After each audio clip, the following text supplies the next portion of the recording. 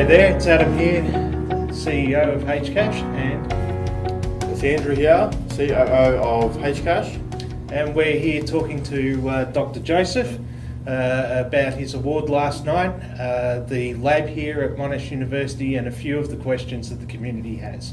So, Dr. Joseph, would you like to tell us about your amazing award that you got last night? Big congratulations. Thank you. And actually last night I was given the HCASH ICT Researcher of the Year. So what is it? First of all, HCASH stands for Australian Computer Society. It is the largest organization of the ICT sector in Australia. And every year they will award some people who is outstanding in the ICT sector in Australia. And I'm very honored to be one of these winners. And the category is Research of the Year. That means to recognize my contribution in research, especially in blockchain community, this time to the Australian ICT society. Now, the research that you've been doing, that you actually got the award for, what exactly was that research that you were awarded it for?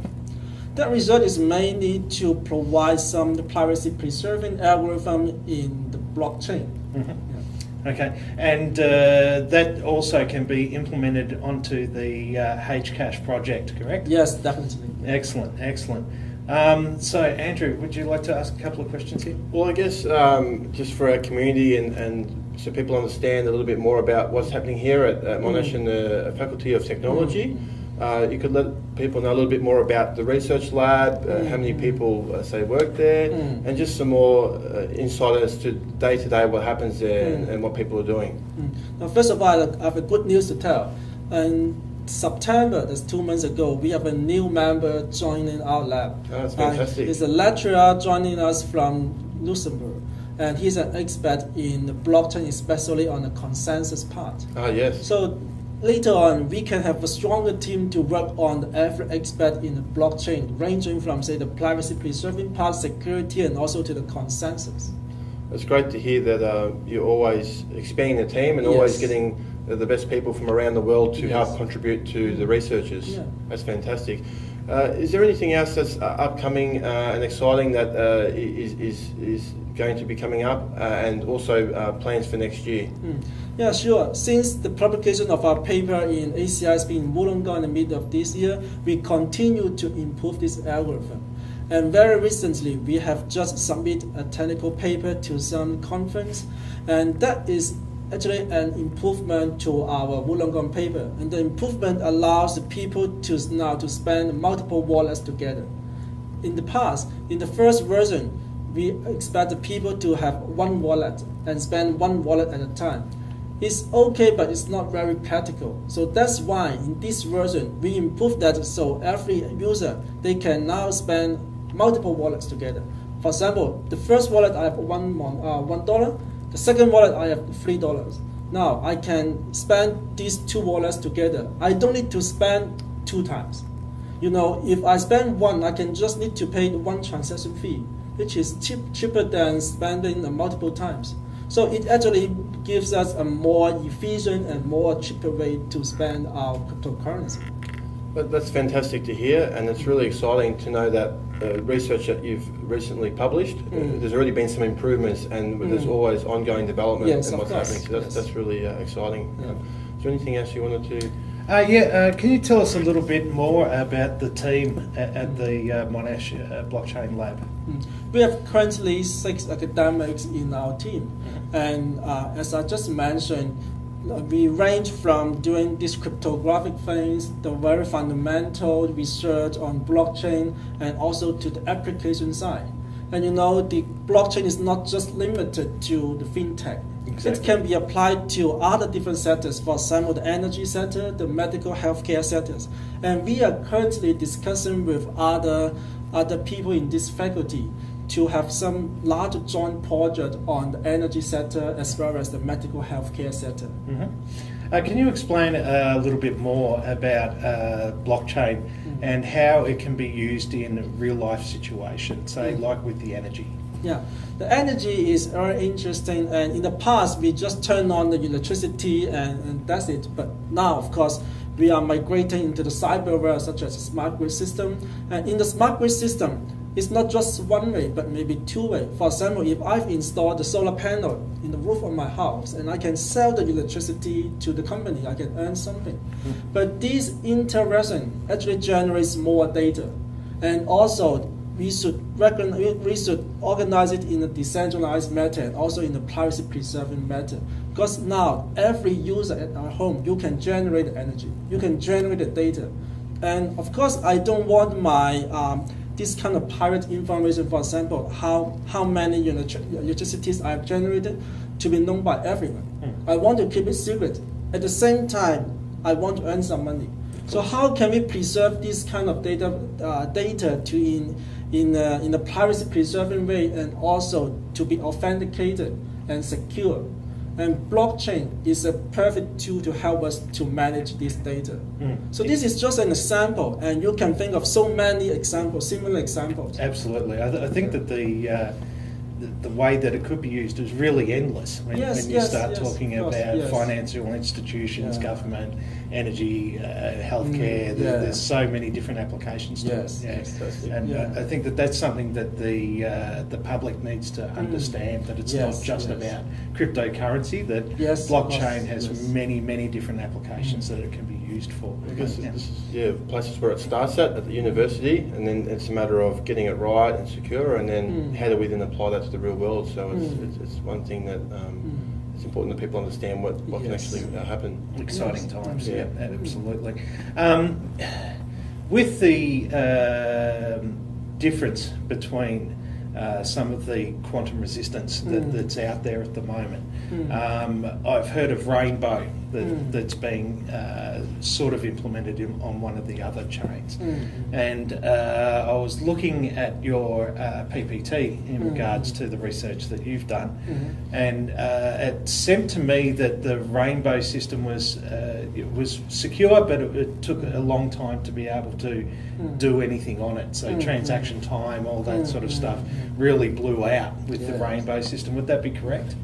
Yes, and maybe I can say more about this quantum resistance, because if you are not a cryptographer, you may not fully understand how it works. Correct. So, for example, some people is asking, so is a hash function secure enough for a quantum computer? The answer is yes. And the hash function used in Bitcoin or Ethereum or HCASH, all these hash function is secure. Then what's the point to have a post-quantum secure cryptocurrency? This is the reason that I need to clarify is, in the secure blockchain system, we need to have two things. The first, of course, is a hash function, but the second thing is a digital signature. This is the part that it's not post-quantum secure in most of the cryptocurrencies, such as Bitcoin. So even if the first part is secure, but if the second part is not secure, so is the overall system secure? Of course not. No, that's the weakness in it. Yes, definitely. So that's why in HCASH we need to improve the second component. That is the signature. The signature has to be post-quantum secure in order to claim the whole system post-quantum secure. Yes, and that's I think it's important to note, and also it's probably fair to say that quantum computers is something that is still yet to come out. So it might be one thing that people might say that the hash function is secure now, but we don't know how fast quantum computers will evolve. It might be exponential, so it might be okay when they first come out, but 2 or 3 or 4 years in, I mean, you look at other technologies such as the internet, you look at smartphones, mobile phones have come from needing to be at home in your landline to be portable. And to what they are today, they're mini computers. So things can evolve so rapidly, and we can't foresee or predict that. So I think it's also, like you're saying, important that we work on that now, and not just when it comes go, we need to do something now, and it might take many years of research to solve the problem. It's really future-proofing, isn't it? Future-proofing. Yes, of course. Yeah. There's also a couple more questions from the community. I know we just spoke about the differences in terms of the hash function, which was one that was asked about if hash function is secure. Also, what are other parts people want to know? The creative, technical point of HCASH, and also what we plan to make the project to be a good project. Okay, good question. Actually, in design a secure system, security and efficiency, most of the time they are contradicting with each other. So if you want to have a secure system such as post-quantum secure, if you do not consider efficiency, it's very easy. You just expand the key length. And last year, there's a NIST competition to call for the proposal for the standard post-quantum algorithm. And I remember one submission is RSA. But it seems the RSA is not post-quantum secure, right? It can be easily broken by the quantum computer. But that submission, they just expanded the length of RSA maybe 1,000 times or 10,000 times, and they claim it is post-quantum secure. Well, it is true, it's post-quantum secure, but it may take maybe several hours to do encryption or decryption. If I transform these contexts into the blockchain, maybe we can just make the key length longer to make it post-quantum secure. That is easy, but it may take maybe several days to process one transaction. Now, that is not practical. So that's why we want to have something that is both secure and efficient. So we develop some post-quantum algorithm that is practical. And that is the main point of doing the HCASH project. Instead of just to expand it, say 1,000 times to be secure, that is not it's not practical. Not practical. Yeah. Yes. So it would be if you were just solely looking for security and not factoring in real world application or anything else, it would be very quickly take a very short time to make something very, very secure. But again, to bring it back to the real world, that's the real challenge. I mean, even if you look at, say, banking or a vault or a safe, we could make that super secure to hold valuables and goods in there and make a safe that the walls are kilometres thick, and that would be very hard to get into. But is that practical to then go and use on a daily basis? It's probably not. So that's the challenge, and I suppose where all of the time and energy goes in. Yes. Fantastic. Also, there's another question. Some of the community members were interested in your thoughts on what do you think, at what point in the future do you see issues with development with blockchain technology, and what do you see foreseeing to be a problem with development? I think one of the issues, of course, is the post-quantum security issue. And another very recent hot topic is how to use the blockchain to store the data. As you know, we can put everything into the blockchain, that is fine. But how about if you want to search for particular data? It's not easy because you still need to search from the first block until the last block. So one of my current research is to connect some, say, off-chain storage with the on-chain system so that we can facilitate an efficient search. At the same time, we can preserve the nice properties of blockchain. That's fantastic. And again, like you're saying, it's if you're looking for storage, you want to have access to that post-quantum as well. Yes. Again, it's one thing to then say, oh, we've developed storage, but is it secure? So there's lots of challenges, which is very exciting to hear all the work that is happening in the research lab here at Monash. Yes. One of the conferences that I was at in South Korea, we were talking about why is it important to keep building new platforms, like not to just why don't we just keep using Ethereum or keep using the Bitcoin blockchain? And I was saying that if you don't innovate in this, and we don't keep moving forward, then just like any sort of technology, we would be obsolete. Would you agree with that? Yes, of course. Everyone knows that Bitcoin is the first blockchain, and you may have a question why we still need to have different kind of cryptocurrencies, because the Bitcoin itself, although it's the first one, it's not the best one. There are many rooms to improve. So that's why we need to develop some improvement. And it's quite hard to improve Bitcoin every time. So that's why it's better to have, say, the Ethereum, the first one to support smart contract, and we have HCASH to support the post-quantum security. It's much easier than to ask people to change the Bitcoin. It's not possible. Correct. I think that's one thing that people are finding hard to grasp is the difference between the blockchains. When you start talking about blockchain to people, they think that it's just like the Bitcoin blockchain. That's it, and that's where we're at. I think it's important for people to understand that the development of blockchain is very innovative, and we need to keep moving forward and not just resting on, oh yes, we've been able to code this and get the algorithms right for this. Why don't we just stop there? No, I think that just like any sort of new technology that's out there, when we're talking about mobile phones, you could say something like Nokia.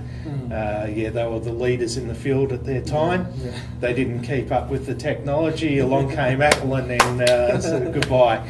So I think with any sort of technology like that, that you need to keep progressing and innovating in that field. Yes, You agree with exactly. that? Yes. Yeah. Okay. Yeah, well, I guess really thank you for your time. Thank you. And also, there was other mention, you're now associate professor here at Monash as well. Yeah. So congratulations on that. So Thank it seems that everywhere, everything you touch is going very well. So we're very privileged to have someone of your capability and the team that you've got working with us and really pushing the boundaries of innovation. And we really look forward to the outcomes and the findings of the new papers that have just been submitted, and we'll be in touch and be able to present them to the community once it's all come out. So Sure. thank you very much. Thank you. For your Thank time. you very much, Dr. Thank you. Joseph. All right, so that's it from Adam, and That's it. Yeah. See you again soon.